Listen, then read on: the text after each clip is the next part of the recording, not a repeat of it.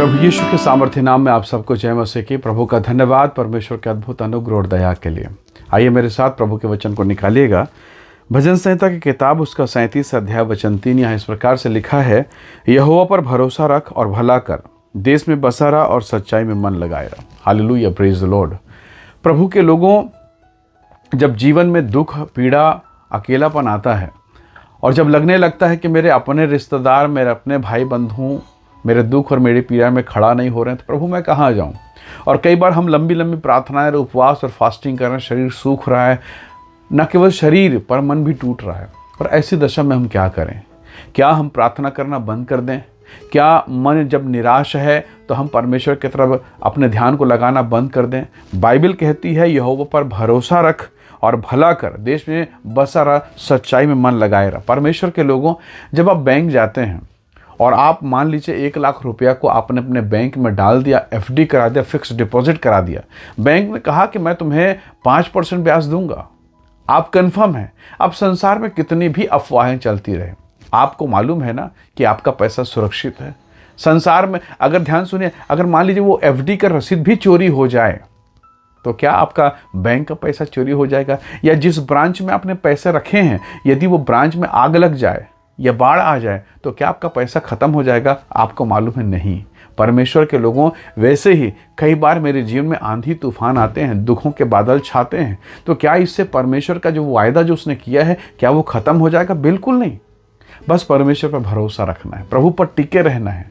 हाँ, हो सकता है कई बार सुबह के समय, जब ठंड का मौसम होता है, सुबह के समय कोहरे के कारण रास्ता दिखाई नहीं देता, पर एक समय आएगा, जैसे मलाकी 4:2 में लिखा है, धर्म का सूर्य उदय होगा। और जैसे ही सूर्य उदय होता है, थोड़ी देर के बाद वो कोहरे, वो घने बादल छट जाते हैं और सब कुछ साफ साफ हो जाता है। प्रभु के लोगों, प्रार्थना में बने रहें, प्रभु के साथ बने रहें, लगातार बने रहें। प्रभु अनुग्रह करेगा। वो कोहरा जो आज आपको दुख के रूप में घेरे हुए है, समस्या, फैमिली प्रॉब्लम, फाइनेंस की समस्या, कर्ज, तकलीफें, पत्नी के जीवन की समस्या, संतान को लेकर तकलीफें, कोर्ट कचहरी, नाना प्रकार के डिप्रेशन, चाहे वो शराब का हो, व्यभिचार का हो सकता है उसने आपको घेर के रखा है। प्रार्थना करें।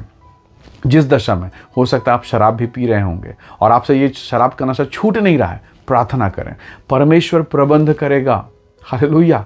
मैंने बहुतों को देखा, वे नशा की दशा में भी रोते रहे। सोचिए तो सही, शमशोन व्यभिचार के पाप में है, उसकी आंखें फोड़ दी गई, वो बंदीगृह में है, वो बंधुआई में है। उसने प्रार्थना किया, प्रभु ने सुना कि नहीं सुना? सुना। वो आपके भी सुनेगा। हालेलुया। प्रभु ने स्वयं कहा है, भले चंगों को डॉक्टर की आवश्यकता बिल्कुल नहीं है, बीमार लोगों को डॉक्टर की आवश्यकता है।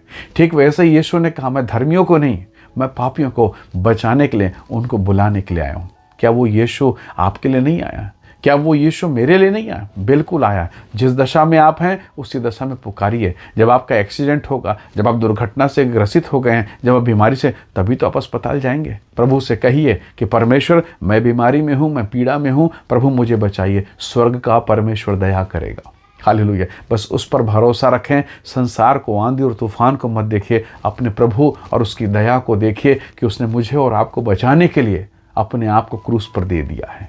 ऐसा प्रेम क्या कोई कर सकता है? असंभव है। प्रभु आपकी सहायता करें। आइए इस समय धन्यवाद करें। आइए इस समय हम प्रभु को पुकारें। प्रेमी अनुग्रहकारी स्वर्ग के पिता, मेरे भाई बहन पर दया कर। बीमारी, रोग और श्राप और अंधकार इनके जीवन से जाता रहे। प्रभु जी, ये आप पर भरोसा कर सकें। सहायता कर। फाइनेंस में, पीड़ा में, तकलीफ में, दुष्ट आत्माओं के दौर में हर एक अंधकार की शक्ति दूर हो प्रभु, और आप पर भरोसा करते हुए ये अंधकार के समय में भी विश्वास योग्य बने रहें। ऐसी तेरी सहायता को प्राप्त कर सकें। यीशु के नाम से इन्हें ब्लेस कर, आशीष दे पिता। प्रभु यीशु के नाम से मांगते हैं, आमीन, आमीन।